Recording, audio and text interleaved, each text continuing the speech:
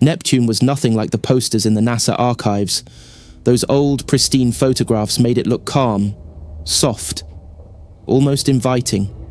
From where I sat in the comms bay of the Artemis Edge, it was a roiling ghost, its atmosphere smearing itself into spirals like slow-moving storms in a nightmare. The colour wasn't even the bright sapphire they print in textbooks. It was the sickly blue of bruised skin. We'd been coasting in silence for 18 days.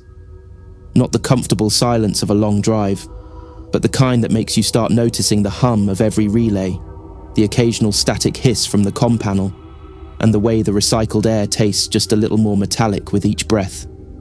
I didn't take this mission for glory. I didn't take it for science either. I took it because I needed the payout. Badly. My son's hospital bills were drowning me, and NASA's private contract wing offered hazard pay that looked like salvation. Of course, they didn't call it hazard pay. They called it mission risk incentive, which is just a polite way of saying, we might not come back. They had assigned me to the Outer Rim program. If you've never heard of it, that's the point. Every mission sent to the edge of our solar system under that banner had vanished.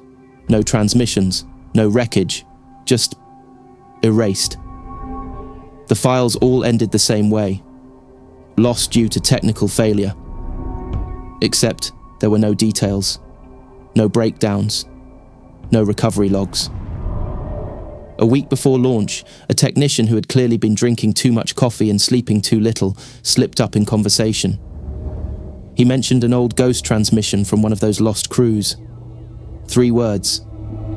Something's watching us. Then he shut up, his eyes flicking to the security camera like he'd just committed treason.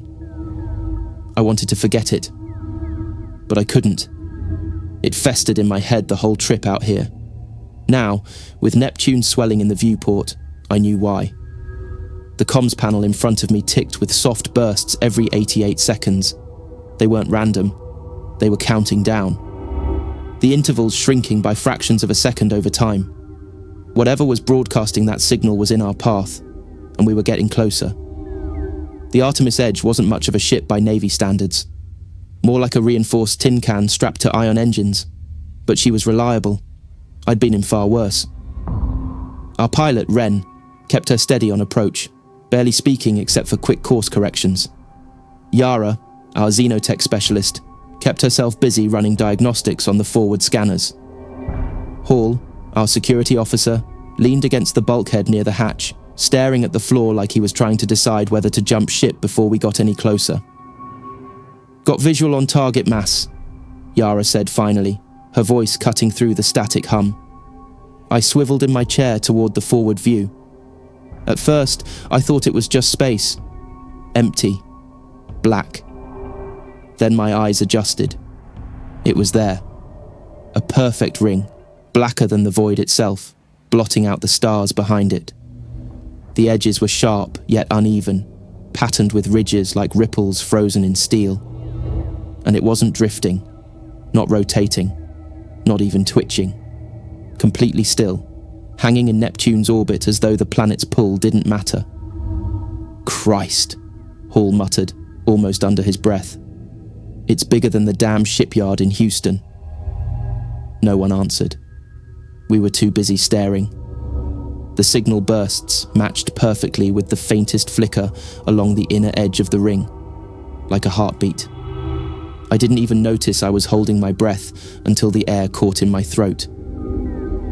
"Range, 20,000 kilometers, Wren said quietly. His voice sounded smaller than usual. "Holding position." I leaned closer to the viewport, the blue glow of Neptune haloing the object. The thing absorbed light in a way that made my eyes ache. You could almost convince yourself it wasn't there at all, if it weren't for the way the stars behind it seemed to bend ever so slightly at the edges. The hum in the comms room deepened, not from the ship, from out there. I felt it in my teeth. "Receiving a handshake protocol," Yara murmured, scanning her console. "It's not ours. It's old. Very old." Hall snapped his head toward her. "You're telling me that thing's sending us an invitation?" "Not an invitation," she said, still focused on the readout. A summons. That was when the light appeared.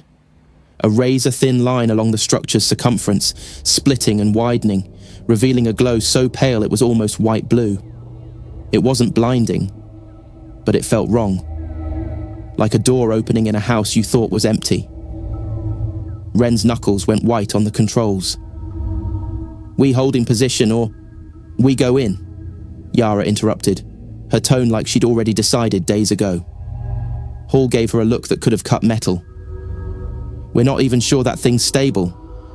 "Stable or not, it opened for us," she shot back. For a moment, all I could do was stare at the widening aperture, the light spilling out into the dark. There was no motion from the rest of the structure, no docking beacons, no comms acknowledgement, just that open ring, waiting, patient. I thought about that technician's ghost transmission. Something's watching us. I didn't want to be here.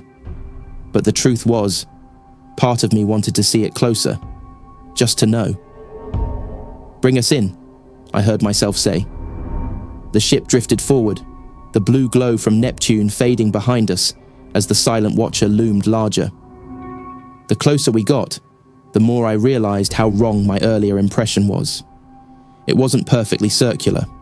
The surface twisted subtly, like the ring had been grown instead of built. And in the darker folds, shapes seemed to move, only when I wasn't directly looking. We crossed the threshold. The hum spiked for a fraction of a second, then dropped to silence.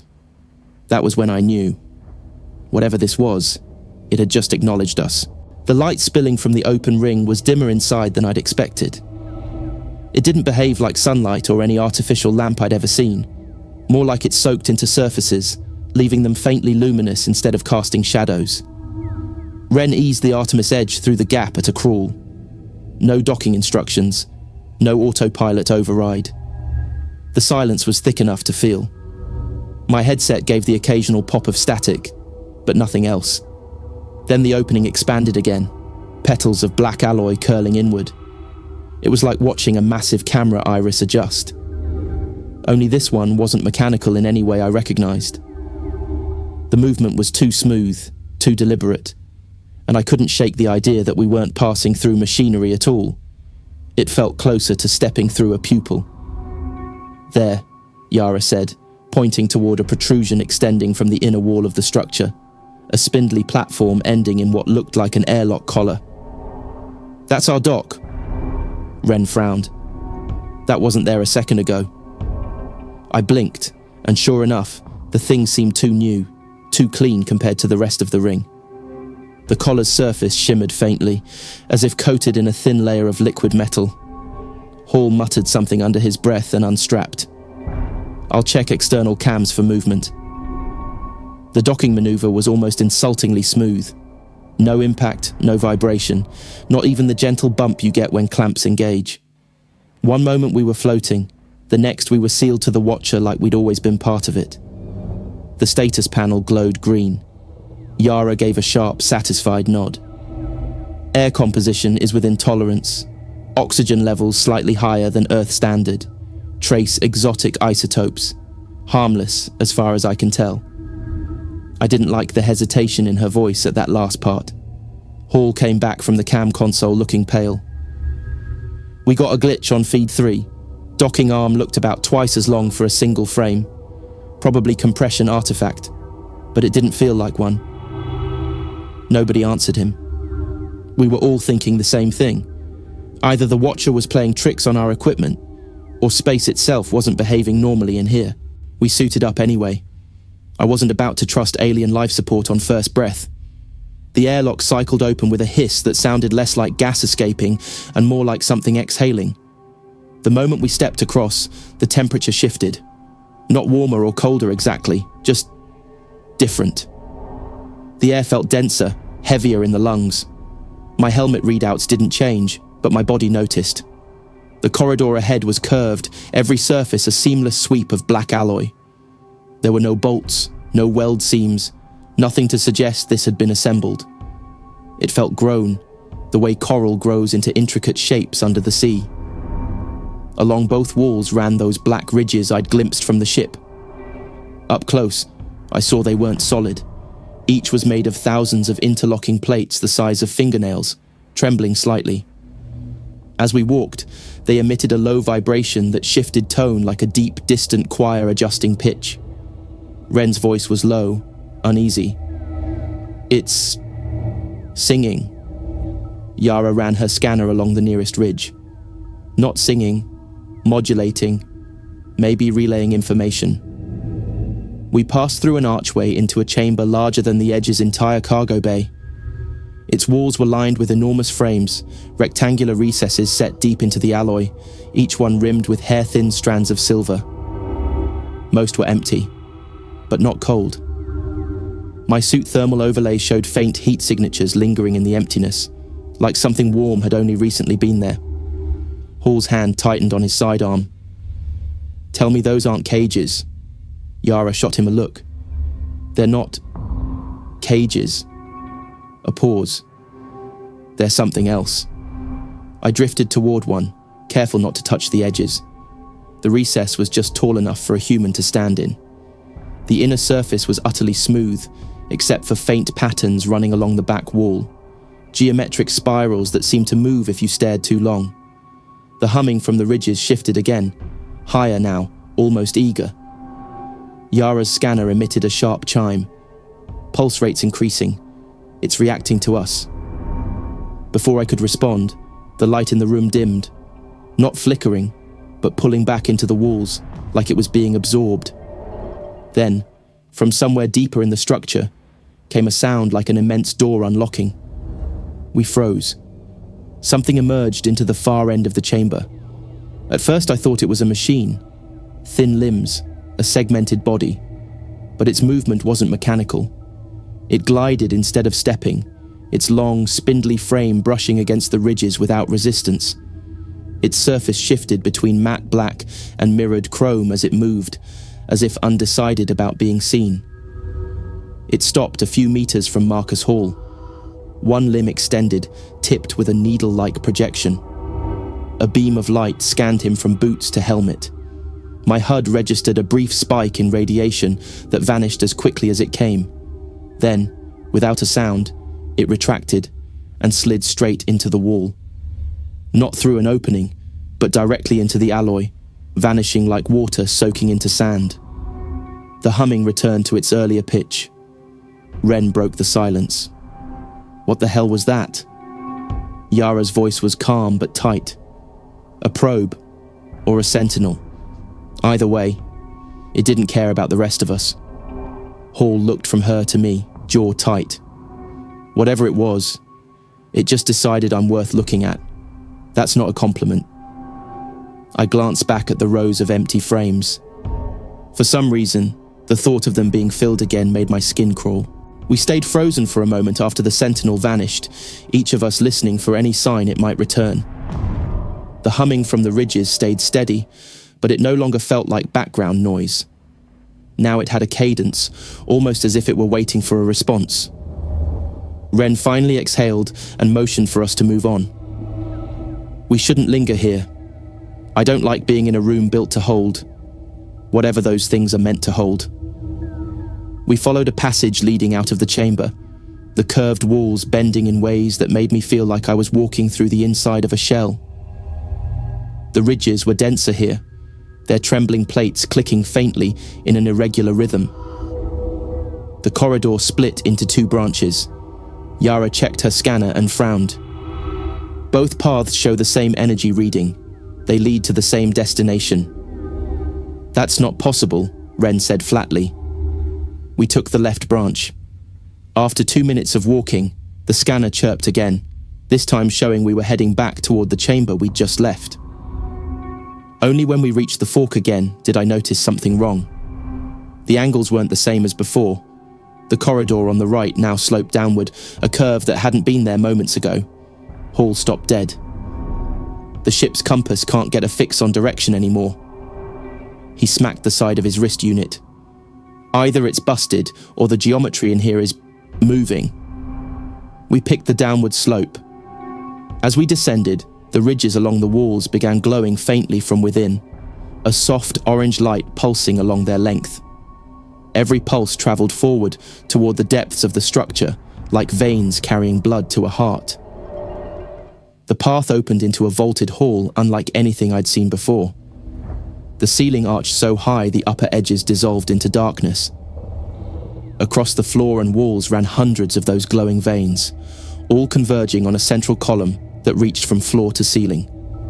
It pulsed in time with the ridges, the light quickening as we approached. Yara knelt beside one vein and pressed a probe to it.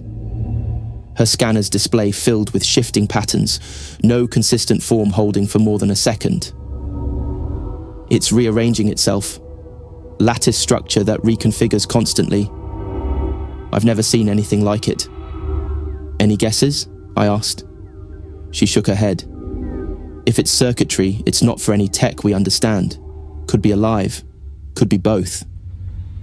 Ren walked slowly around the base of the column, his boots making barely any sound against the metallic floor. Feels like we're standing in its circulatory system. A faint vibration came through the floor, rising into my legs. The pulses along the veins sped up again, now matching the rhythm of my heartbeat. I didn't like that one bit. Before I could mention it, movement flickered at the far end of the hall. Another sentinel emerged, but this one was taller, more angular, with limbs that ended in hooked extensions. It didn't glide like the first. It stepped forward in deliberate, measured strides, head tilting as it surveyed us. Hall raised his weapon. Not friendly, not curious. That's a hunting posture. The sentinel didn't come closer. Instead, it extended an arm toward the column. The veins brightened, and an audible tone rippled through the air, a note so low it felt like pressure in my skull. Our suit comms crackled with static. Then a voice, crisp and cold, spoke in English. "You are being catalogued." It wasn't Yara's comm system translating. The voice had no source in our gear at all. It was inside the air around us, as if the structure itself had decided to speak. Ren swore under his breath. "Yeah, I'm starting to think we've seen enough for one mission."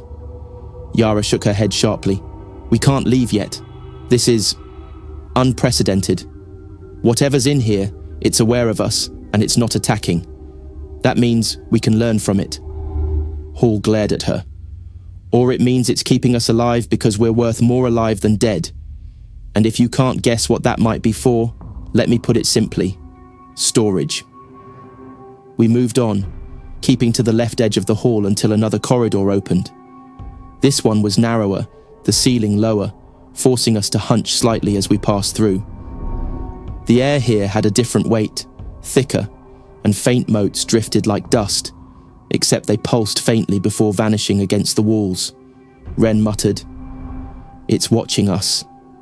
Every step, every breath." When the corridor ended, we found ourselves in a circular room. No frames here, just smooth black walls and a floor patterned with spirals carved into the metal. They seemed shallow at first glance, but when I stepped closer, I realized they were bottomless, the grooves fading into shadow, no matter how I shifted my headlamp. The humming had stopped entirely. In the silence, my own breathing sounded too loud. Yara crouched and traced a gloved finger along one spiral's edge. These aren't just markings, they're apertures, microscopic. They open and close. As if to prove her point, the groove under her hand widened for a fraction of a second, revealing a flash of silver before sealing shut again. That was enough for me. "We've seen what we need to see. Let's head back." No one argued this time, but when we turned, the corridor we'd entered through was gone. The room's walls were seamless. Ren spun in place, scanning the smooth black surface. We didn't lose the way in. It was taken away. The ridge's hum returned, louder now, coming from somewhere beneath our feet. I could feel it in my ribs. The pulses were still matching my heartbeat, and then they sped up. The pulses thudded through the floor like a second heartbeat under my own. I could feel each one in my sternum, quickening until it was almost uncomfortable. Yara's eyes darted around the chamber, scanning for a door, a seam, anything to prove the walls weren't solid. Ren's voice had dropped to a whisper, even though there was no one here but us. "This isn't just a room. It's reacting to us. Before I could answer, the black alloy beneath our boots rippled, a slow, liquid undulation that made the spirals on the floor shift and reconfigure. The grooves formed new patterns in seconds, curling inward toward the center of the room. The ridges along the walls, which I'd assumed were absent here, emerged from the surface like a time-lapse of plants growing. They trembled and began to hum, not in the low, constant way from before, but in a layered tone that almost resembled a chant. A thin seam appeared in the wall opposite me and widened into an opening. Without a word, Yara stepped toward it. Hall grabbed her arm. "Slow down. We have no idea." She pulled free, her eyes fixed on the faint light spilling through the gap. If it wanted us dead, it would have happened already. Ren and I exchanged a look, but none of us stayed behind. The passage beyond sloped upward, the walls smooth and gently curving, until it opened into a chamber that made me forget to breathe. It was vast, a dome stretching so far overhead I couldn't see the apex. Suspended in the center, weightless, was a sphere of flawless glass, 3 meters across. Inside was an ocean that couldn't exist here. Waves froze mid-crest, droplets suspended in arcs above the surface. In the distance, islands floated under a pale sky, and in that sky were birds, not like any on Earth, captured mid-flight, their wings locked in place as if time had stopped. We walked in slow circles around the sphere. From one angle, the sea looked calm, sunlit. From another, the same wave seemed on the brink of collapse under a black storm. Every shift in perspective revealed a different moment. Yara's voice was barely audible. "It's not a model. It's a preserved instant." Ren shook his head. "That's not possible." She looked at him. "Everything here is impossible." Hall stood apart from us, his gaze locked on the sphere. "It's collecting worlds." The words hit me harder than I expected. The empty frames we'd seen earlier, the sentinel scanning him, the voice saying we were being catalogued. I felt the hum again, but this time it wasn't coming from the ridges or the walls. It was inside my chest, in my blood. Hall turned to me suddenly. "Do you hear it?" I nodded, unsure whether admitting it was smart. His expression tightened. "It's sinking with us. Every beat it matches is a step closer to..." A sharp, metallic snap cut him off. We all spun toward the sound. Hall's flashlight beam caught a movement above, something skittering along the inner curve of the dome. It dropped soundlessly behind him. Before I could shout, a column of light engulfed Hall. Not a beam from above. It came from the floor, shooting up and wrapping around him in a lattice of pure white. He didn't scream. His eyes went wide, his body stiffening as if frozen from the inside out. In less than a second, the light retracted. Hall was gone. I whipped around, searching for him, until my gaze found one of the frames embedded high along the dome's wall. He was in it.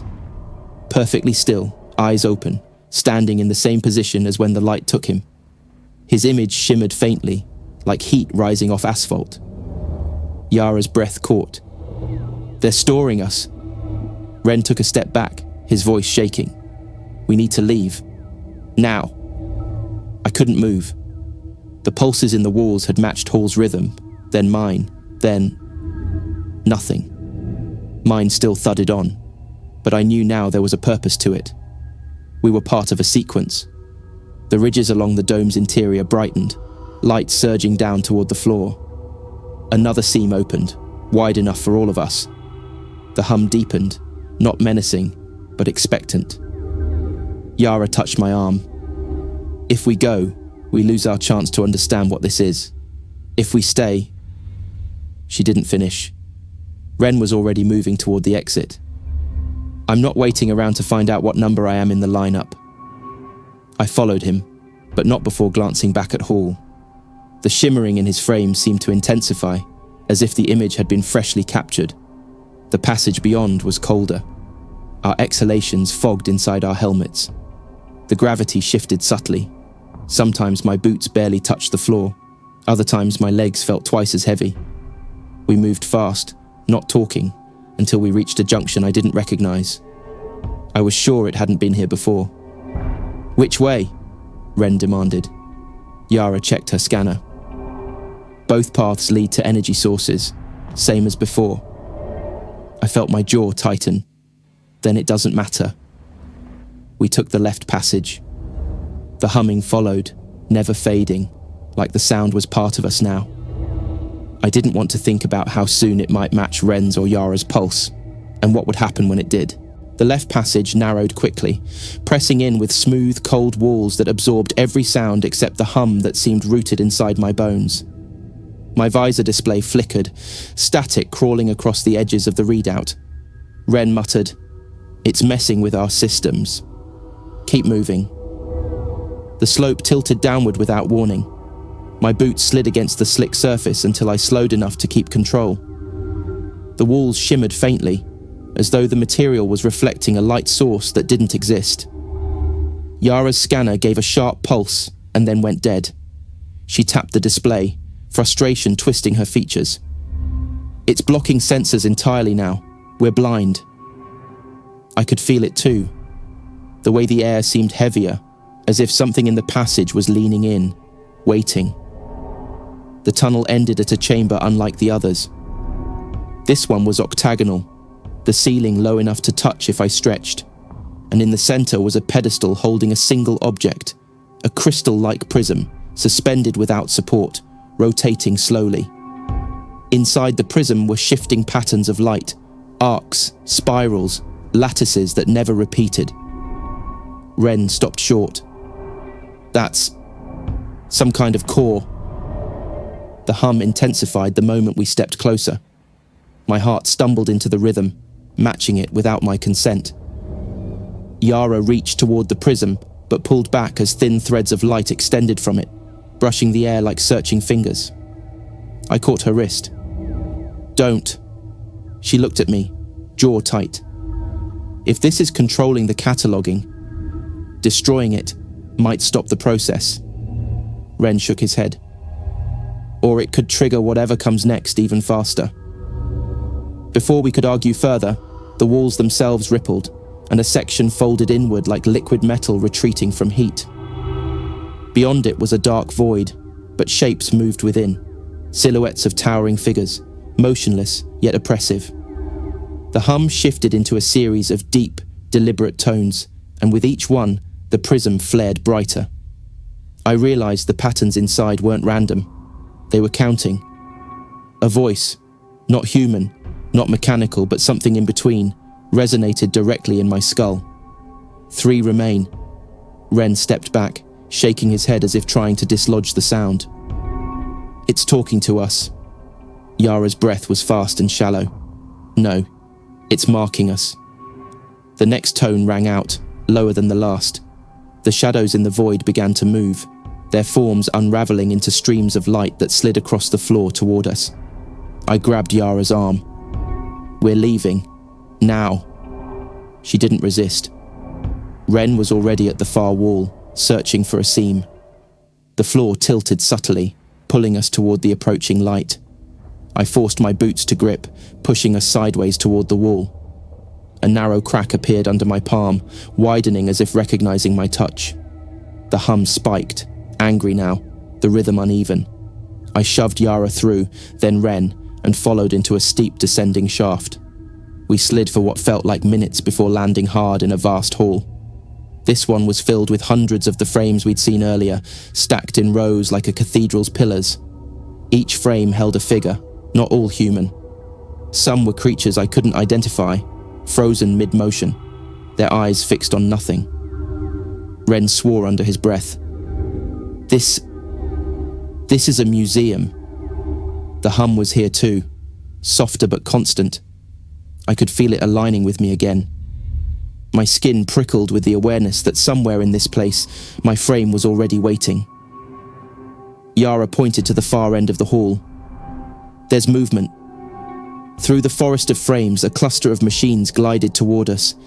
They were unlike the Sentinel from before, smaller, almost insect-like, with bodies made of interlocking plates that shifted as they moved. Ren pulled his sidearm. "Back up." The machines didn't slow. Threads of light unspooled from their bodies, snaking across the floor toward us. I fired at the nearest one, and the round vanished into its shell without impact, as if the creature had swallowed it whole. Yara hurled a piece of debris. It passed through one of the machines entirely, scattering into nothing. They're projections, she realized. I didn't have time to ask how projections could still manipulate light and matter, because the strands had reached us. One wrapped around my ankle. The hum spiked again, in my head, in my chest. I tore free, kicking it aside, and shouted for the others to move. We weaved between the frames, the machines gliding effortlessly behind.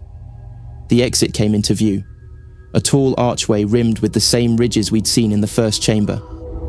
The hum steadied, falling back into that perfect rhythm. My pulse followed, no matter how I tried to fight it. Just before we crossed the threshold, the voice returned. 2 remain. Ren stumbled, but didn't look back. We ran into another passage, the light from the hall dimming behind us. The ground rose steeply, and faint vibrations trembled underfoot. Yara slowed, scanning the walls with her bare eyes now. This leads upward. If we can reach the surface. The floor beneath Ren erupted in light. He shouted once before being swallowed by the same lattice that had taken Hall. When the glow vanished, he was gone. High on the wall to our left, a new frame shimmered into existence, Ren's frozen face staring out at nothing. Yara's voice broke. "We're out of time." The hum deepened, shaking the passage. This time it didn't feel like a heartbeat. It felt like the final tolling of a clock. Ren's frozen image faded from my sight as Yara yanked me forward. The tremor in her voice was gone now, replaced by the kind of focus born when there's nothing left to lose. The slope under our boots climbed sharply, forcing us to lean into it. The hum shadowed our every step, a low resonance that felt less like sound and more like an invisible hand pushing us from behind. The walls narrowed until my shoulders brushed them. They pulsed faintly, almost in time with my heartbeat. My lungs burned, but stopping wasn't an option. Somewhere deep inside, I knew the countdown the voice had marked wasn't for Ren, or Hall, or the rest of the missing crew. It was for us. We emerged into a chamber larger than any before. The ceiling was lost in darkness, but the floor was smooth and reflective, like black glass. In the center stood a structure that might have been a doorway, tall, narrow, framed in ridges that rippled as if alive. Beyond it was nothing.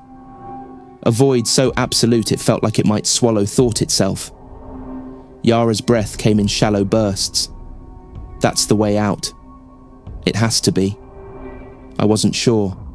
The doorway was wrong. The hum here was stronger, deeper, vibrating through my ribs.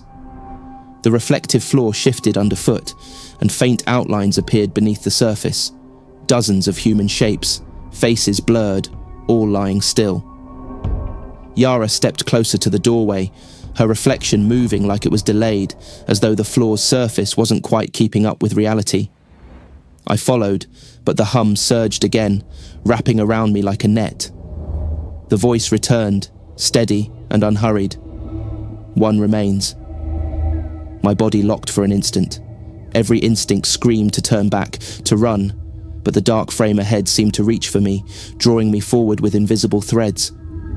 Yara gripped my arm hard enough to hurt. We go together. No hesitation. Once we're through, don't stop moving.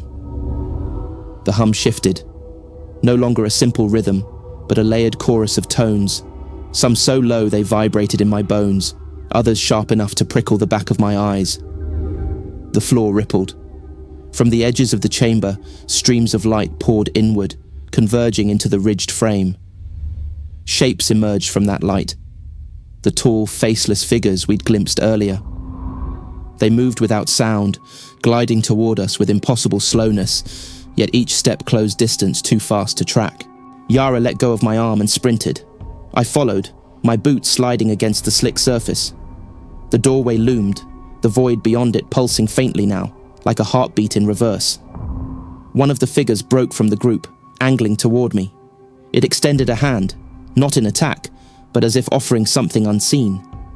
My legs slowed without my consent, the hum threading through every muscle. Yara's voice snapped me back. "Don't look at them!" I tore my gaze away and ran harder.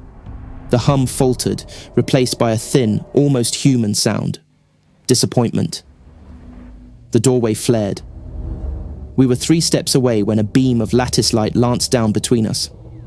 I reached for Yara's wrist, but she was already caught, her body outlined in the shimmering cage. Her eyes locked on mine. "Go." I shook my head, pulling against the force dragging her back. The floor under my boots turned fluid, trying to swallow me, but I lunged forward, grabbing her shoulders. The hum roared, the figures closing in. The void in the doorway pulsed brighter, almost urgent now. A sudden shock ripped through me. The light spread from her into my chest, burning cold. My vision blurred, and for a heartbeat I saw it, my own frame, already formed, waiting in the hall below, my face frozen in mid-breath. Yara shoved me hard. I stumbled backward into the frame. The world tore. For a moment there was nothing. No sound, no sight, just the sensation of falling without end. Then my boots hit something solid. I was on my knees in sand, the night air sharp and cold. Stars burned above, and in the distance, the outlines of our dropship's wreckage lay twisted in the dunes. The hum was gone. The only sound was my own ragged breathing. I turned, but behind me there was no doorway, only empty desert. I called Yara's name until my throat ached. No answer came. The wreck's beacon still blinked faintly. I made for it, each step heavier than the last. When I reached the hull, I climbed inside, scanning the shadows, half expecting the hum to return. It didn't. But something else had taken its place. A small, crystalline shard lying on the console, rotating slowly in the dim light. Inside it, patterns shifted. Arcs, spirals, lattices that never repeated. The same voice spoke, quiet enough that I almost thought I imagined it. "One remains."